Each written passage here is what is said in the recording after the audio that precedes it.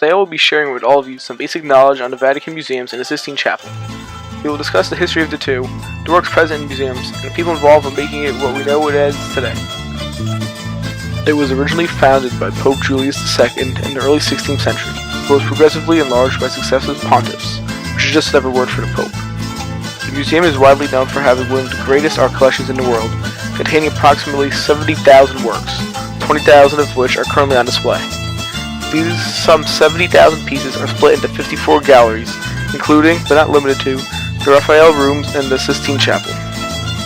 The history of the Vatican museums is traced back to this one marble sculpture of Laocoon and the Sons.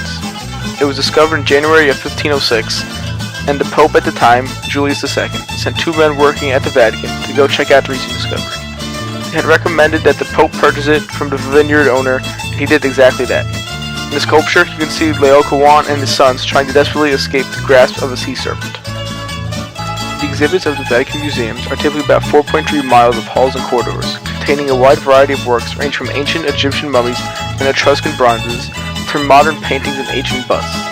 Busts are the sculptures of figures from the lower neck and up. The Sistine Chapel is located in the heart of Vatican City and is commissioned by the Pope.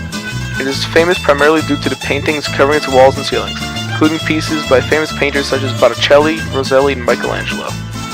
Michelangelo, as I'm sure you all know, is the painter who painted the infamous frescoed ceilings, which took 4 years to complete. He was commissioned by Pope Julius II to paint them. Side note, frescoed walls are different from simply painted murals. When art is frescoed onto something, it is dry powder that has been mixed with water that is applied to the wall, then dries with the freshly applied plaster on the walls, making it a permanent part of that surface. 24 years after his completion of the ceiling, he was commissioned again by another pope to create another fresco, this time of the Last Judgment behind the altar, as shown here. Clearly, if you needed a guy to create a piece of art around that time, Michelangelo was your guy. These are a few more of Michelangelo's frescoes in the Sistine Chapel, including his depictions of the creation of Eve and the creation of Adam.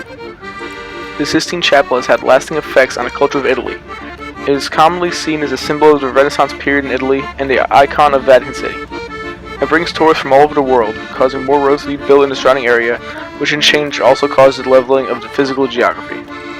Il Museo del Vaticano è stato fondato da Papa Giulio II nel XVI secolo. Ci sono 54 musei, includono la Cappella Sistina, dipinto da Michelangelo. Il Museo Vaticano apre alle 9 e chiude alle 4 ogni giorno, ma non di domenica. Il Vaticano è il suo paese ed è il più piccolo al mondo, con solo 800 residenti.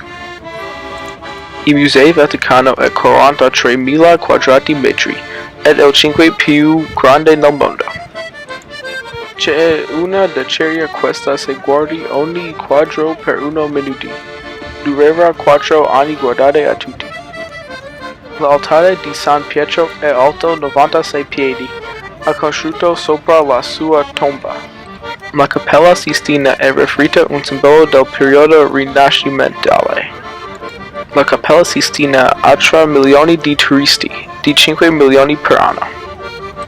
Non permesso fare una foto in Cappella Sistina perché il flash potrebbe danneggiare l'arte, che è stata restaurata nel 1980.